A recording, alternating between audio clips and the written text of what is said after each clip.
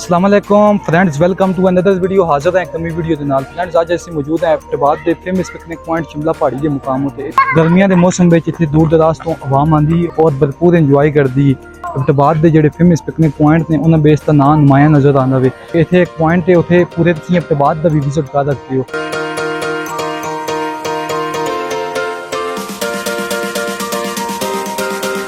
आज की वीडियो भी असल नाल मौजूद ने अहमद भाई, इन्हों को शिमला पहाड़ी के बारे में मुकम्मल तफसीलात कहते हैं। अस्सलाम वालेकुम अहमद भाई। वालेकुम सलाम जी। एबटबाद समझो कि पहला एक फेमस जड़ा है ना ये पिकनिक पॉइंट है।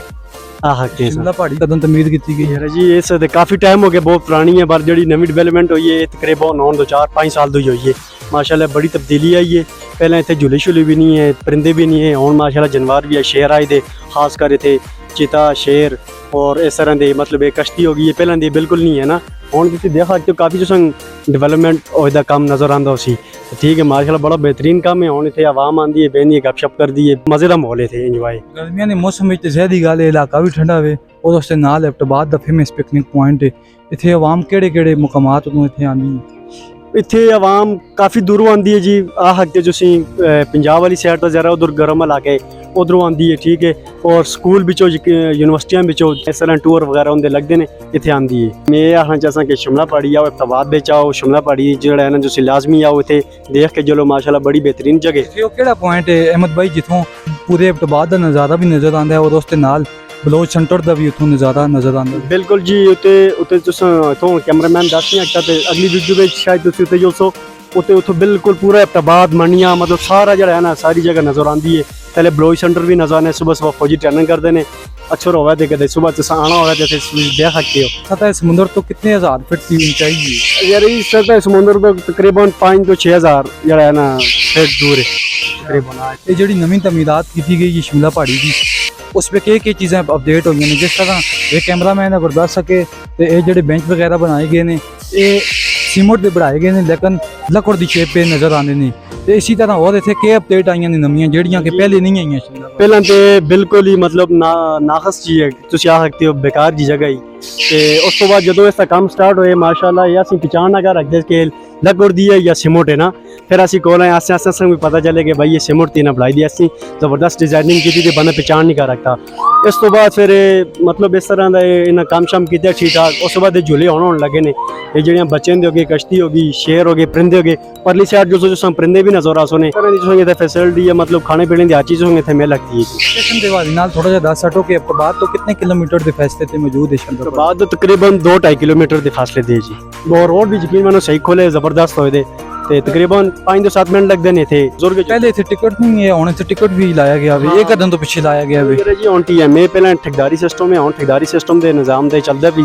पहले टिकट शिकट नहीं है, हुण पार्किंग का पहले बंदे सिर्फ पार्किंग की ही पर्ची थी, हुण तो खैर बंदे की भी पर्ची करते हैं कि बंदा 10 रुपये है। ठीक है ना, जैसे पर्ची होनी चाहिए नहीं होनी चाहिए?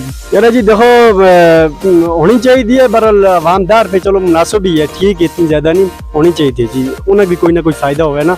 जहरी गल इतने करोड़ों रुपये थे, अरबों रुपये लगे, जहरी गल ठेकेदारी निज़ाम बनाई गई है। अली खान और अली खान देता मुश्ताक गनी और अली खान देता उन्होंने प्रीमियती कम हुण जल्दी वो संग जेडे थे मुख्तलिफ पॉइंट ने और जेडे मुख्तलिफ नज़ारे ने उसके नाल झूले वगैरह और शेर वगैरह असें नाल आओ तो संग अगे परिंदे भी दसां, चीते भी दसां, शेर भी दसां, सामने और भी नवे इतने झूले लगे ने उत्ते बच्चों के बड़ियां दे।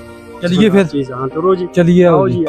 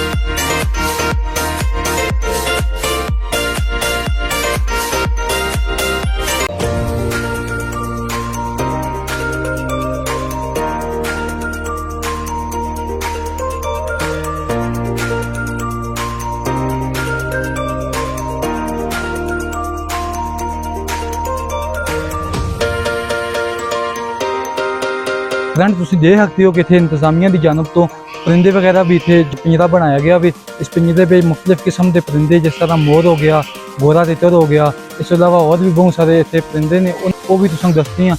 इस नाल अगे इतने चीता भी आंदा गया भी, उस चीते भी तुसें दसने हैं, जुड़े रहो अस नाल।